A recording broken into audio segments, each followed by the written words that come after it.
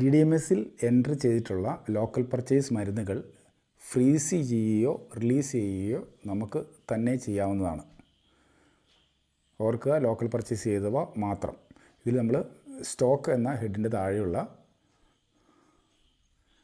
Freeze release local purchase എന്ന ലിങ്കിൽ നമ്മൾ ക്ലിക്ക് ചെയ്യുക.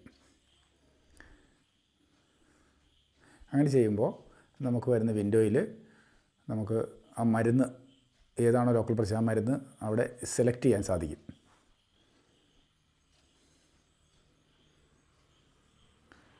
ഇവിടെ നമ്മൾ സെലക്ട് ചെയ്യുന്നത് കഫ് സിറപ്പാണ്. ഇത് ഞങ്ങൾ KSTPയിൽ നിന്ന് ലോക്കൽ പർച്ചേസ് ചെയ്തിട്ടുള്ളതാണ്.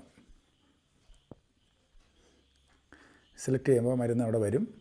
ആ ബാച്ച് അവിടെ ഫ്രീസ് റിലീസ് എന്ന് പറഞ്ഞ കോളത്തിൽ ആക്ഷൻ ടു ബി ടേക്കൺ എന്ന് നമുക്ക് കാണാം. അവിടെ നമുക്ക് എന്ത് ആക്ഷൻ നമ്മളവിടെ ക്ലിക്ക് ചെയ്ത് കഴിഞ്ഞാൽ നമുക്ക് അടുത്തതിലേക്ക് പോകാൻ പറ്റും.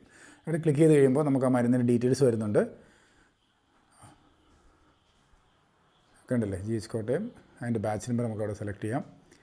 ക്വാണ്ടിറ്റി കാണിക്കുന്നുണ്ട്. ഇനി ആക്ഷൻ, ആ ഫ്രീസിൽ ക്ലിക്ക് ചെയ്ത് കഴിഞ്ഞാൽ അത് ഫ്രീസിലേക്ക് പോകും, അല്ലെങ്കിൽ അത് അതേപടി നിൽക്കും.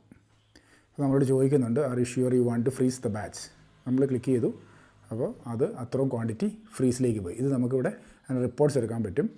Freeze to stop batch click ചെയ്ത് കഴിഞ്ഞാൽ എത്ര എണ്ണം, GH Kottayam, batch number, manufacturing date, expiry, available quantity ഉണ്ട്. ഇനി നമ്മളോട് ചോദിക്കുന്നത് നമുക്ക് വേണമെങ്കിൽ റിലീസ് ചെയ്യാം, അല്ലെങ്കിൽ നമുക്ക് സ്റ്റോപ്പ് ചെയ്യാം. റിലീസ് ബട്ടണിൽ നമ്മൾ ക്ലിക്ക് ചെയ്ത് കഴിഞ്ഞാൽ നമുക്ക് വേണമെങ്കിൽ റിലീസ് ചെയ്യാം, പിന്നെ സ്റ്റോപ്പിലേക്കും വിടാം. അപ്പം റിലീസ് ബട്ടണിൽ ക്ലിക്ക് ചെയ്ത് നമ്മളത്, അപ്പോൾ നമ്മളോട് ചോദിക്കും are you sure you want to release the batch എന്ന് ചോദിക്കും.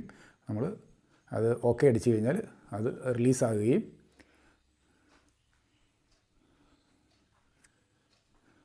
കണ്ടില്ലേ, നോ ഫ്രോസൺ ബാച്ച് അവൈലബിൾ എന്ന് നമുക്കതിൻ്റെ റിപ്പോർട്ട്സ് കിട്ടുകയും ചെയ്യും. അപ്പം റിലീസ് ചെയ്യുകയും ഫ്രീസ് ചെയ്യുകയും റിലീസ് ചെയ്യുകയും നമുക്ക് തന്നെ ചെയ്യാൻ പറ്റും ലോക്കൽ പർച്ചേസ്.